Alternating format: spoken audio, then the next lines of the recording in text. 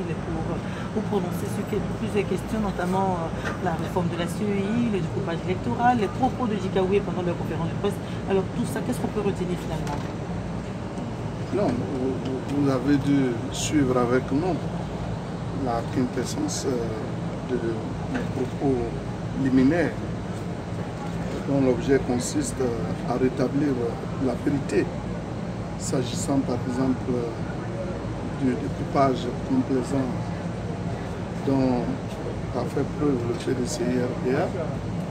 Nous avons rappelé à leur mémoire que depuis que le président Alassane Ouattara a été élu président de la République, la seule fois qu'il a procédé à un découpage au niveau communal, c'est avant-hier, avant les élections, avant d'aller aux élections, et où on a érigé que 4 localités en commune.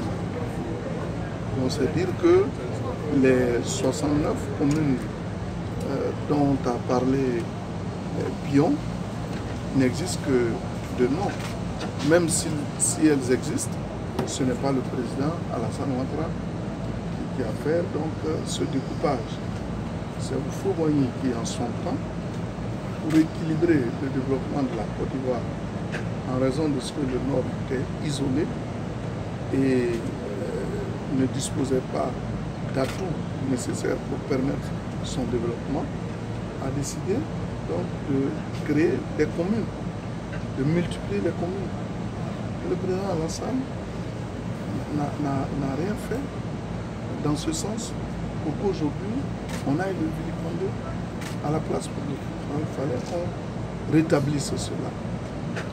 Deuxièmement, on nous a taxés de fraudeurs.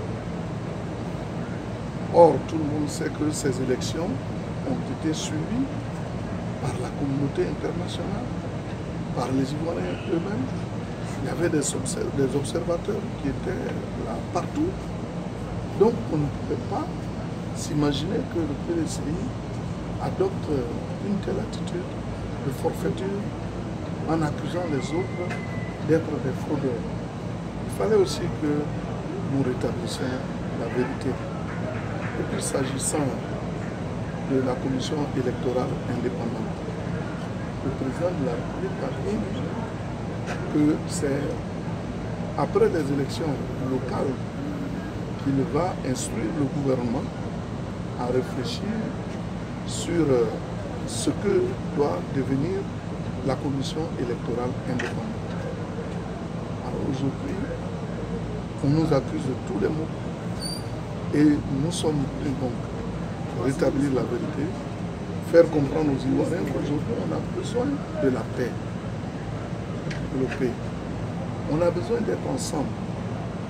Et le message que nous lançons, c'est de dire aux Ivoiriens de ne pas se fier à ce que les déstabilisateurs disent, de faire confiance au président de la République qui a une ambition pour la Côte d'Ivoire.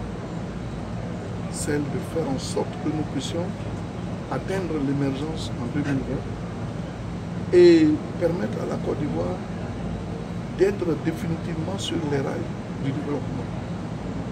Mais cela ne peut se faire dans le désordre.